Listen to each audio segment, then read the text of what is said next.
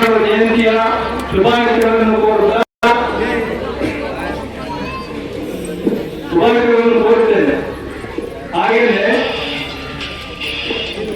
ಕೆಂಪೇಗೌಡರು 1913 ಜನಿಸಿದ್ರು. ಈಗ 515ನೇ ಒಂದು ವಾರ್ಷಿಕೋತ್ಸವ ಜಯಂತಿ ಮಾಡ್ತಾ ಇದ್ದೀವಿ. ಅವರು ಎಲ್ಲರೂ ಹೇಳಿದರು, ಬೆಂಗಳೂರು ನಗರ ಈ ರೀತಿ ಸುಂದರ ಮಾಡಿದೆ ಅನ್ನೋದು ನಮಗೂ ಎಲ್ಲರೂ ಗೊತ್ತಿದೆ. ನಾವು ಹಿಂದಲೇ ಇತಿಹಾಸ ಓದಲೇ ಓದಿದ್ವಿ ಇತಿಹಾಸಗಳನ್ನ.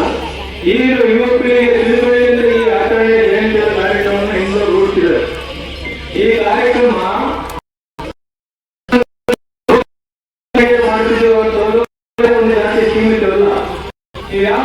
ಈ ಒಂದು ಕೆಂಪೇಗೌಡ ಜಯಂತಿಯನ್ನ ಪ್ರತಿ ವರ್ಷವೂ ನಮ್ಮ ಒಕ್ಕಲಿಗರ ಕ್ಷೇಮಾಭಿವೃದ್ಧಿ ಸಂಘದ ವತಿಯಿಂದ ನೆರವೇರಿಸ್ತಾ ಇದ್ದೀವಿ.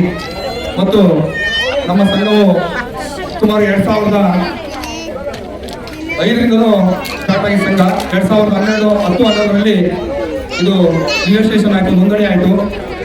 ಕೇವಲ ಒಬ್ಬ ಸದಸ್ಯನಿಗೆ 20 ರೂಪಾಯಿ ಅಂತೆ, ಒಬ್ಬ ಸದಸ್ಯನಿಗೆ 20 ರೂಪಾಯಿ ಅಂತೆ ನಾವು ಶುಲ್ಕವನ್ನು ಕಟ್ಟಿಸ್ಕೊಂಡು ಸುಮಾರು ಇಲ್ಲಿಗೆ ಒಂದು 20 ವರ್ಷಗಳ ಕಾಲ ಸಂಘವನ್ನು ನಡೆಸಿದ್ದೀವಿ. ಆದರೆ ಯಾವುದೇ ತೊಂದರೆ ತಪ್ಪಾಗಿದ್ದಂಗೆ ಎಲ್ಲ ಒಗ್ಗಟ್ಟಿನಿಂದ ಇವತ್ತು ಸುಮಾರು ಸಂಘದಲ್ಲಿ ಒಂದು 20 ಲಕ್ಷ ರೂಪಾಯಿ ಅಮೌಂಟ್ ಇದೆ. 20 ಲಕ್ಷವನ್ನು ನಾವು ಸಂಗ್ರಹಿಸಿದ್ದೇವೆ. ಅದೇ ರೀತಿ ಪ್ರತಿಯೊಂದು ಕಾರ್ಯಕ್ರಮಕ್ಕೂ ನಾವು ಅವಾಗಲೇ ಸುಮಾರು ಒಂದು 10 ಲಕ್ಷ ದುಡ್ಡನ್ನು ಖರ್ಚು ಮಾಡಿದ್ದೀವಿ. 10ರಿಂದ 12 ಲಕ್ಷ ದುಡ್ಡು ಖರ್ಚು ಮಾಡಿದ್ದೀವಿ. ಇವತ್ತು 20 ಲಕ್ಷ ದುಡ್ಡಿದೆ. ಅದರಿಂದ ನಮ್ಮ ಒಕ್ಕಲಿಗರ ಸಂಘ ತುಂಬಾ ಸಂಸ್ಕಾರಯುತ ಒಂದು ಕಾರ್ಯಕ್ರಮವನ್ನ ಹಳ್ಳಿಗಳಲ್ಲಿ ಇತ್ತೀಚೆಗೆ ಇದನ್ನ ಗಮನಿಸ್ತಕ್ಕಂಥ ಒಂದು ವಿಚಾರ ಅಂತೇಳಿ ನಾನಾದರೂ ಭಾವಿಸ್ತೀನಿ. ಬಹುಶಃ ಮೊದಲೆಲ್ಲ ಈ ತರಹದ ಒಂದು ಕಾರ್ಯಕ್ರಮಗಳಿರಲಿಲ್ಲ. ಹಳ್ಳಿ ಮಟ್ಟಕ್ಕೆ ತುಂಬಾ ಅದ್ಭುತವಾದ ವಿಚಾರಗಳನ್ನು ತುಂಬತಕ್ಕಂಥ ಕಾರ್ಯಕ್ರಮಗಳು ನಡೀತಾ ಇದ್ದಾವೆ. ಶ್ರೀಮಾನ್ ಕೆಂಪೇಗೌಡ ಜಯಂತಿ ಅಂತಂದ್ರೆ ಕೆಂಪೇಗೌಡರು ರಾಜ್ಯವನ್ನಾಡಿದ ರಾಜರು.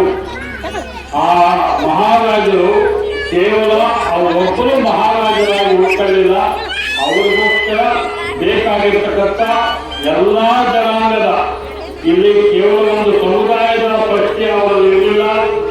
ಅವರು ಎಲ್ಲ ಸಮುದಾಯದವರ ಒಗ್ಗೂಡಿಸಿಕೊಂಡು ಅತ್ಯುತ್ತಮವಾದ ರಾಜ್ಯಭಾರವನ್ನು